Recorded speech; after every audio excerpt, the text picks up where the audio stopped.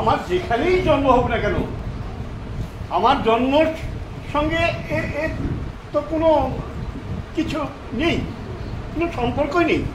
আমি খ্রিস্টান ঘরে জন্মাই বা হিন্দু ঘরে জন্মাই বা মুসলমান ঘরে জন্মাই বা অন্য কোনো ঘরে জন্মাই, এর সঙ্গে খ্রিস্টানের কি সম্পর্ক আছে? শিশু কোথাও তো বলেন যে তুমি খ্রিস্টান হও,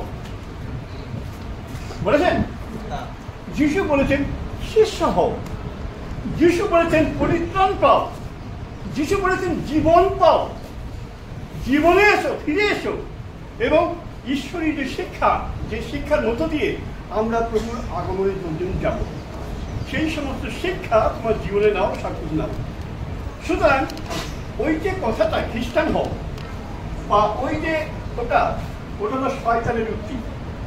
শয়তান মানুষকে যেন তেন প্রকারেণ বন্দি করে রাখতে চায়, যে তুমি খ্রিস্টান হয়ে যাচ্ছ, তুমি হিন্দু লোক, তুমি খ্রিস্টান হয়ে যাচ্ছ।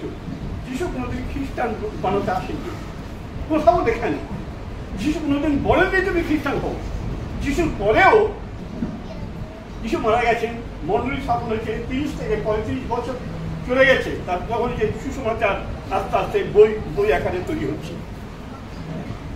আচ্ছা, সেই সময় কি হলো?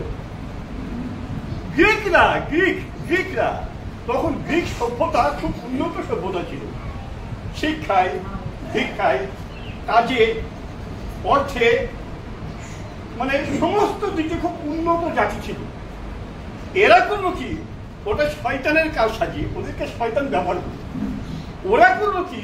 এই যে লোকগুলো যারা পরিত্রাণ পাচ্ছে, জীবন পাচ্ছে, ঈশ্বরের অনুগ্রহ পাচ্ছে, ঈশ্বরের দয়া পাচ্ছে, ঈশ্বরের পথে সত্যি করে জীবনে যাচ্ছে, মন্দ থেকে পৃথক হচ্ছে, সবকিছু হচ্ছে, কিন্তু এরা ঘুরে করলো কি? এরা যিশু খ্রিস্টকে মানে এরা খ্রিস্টান।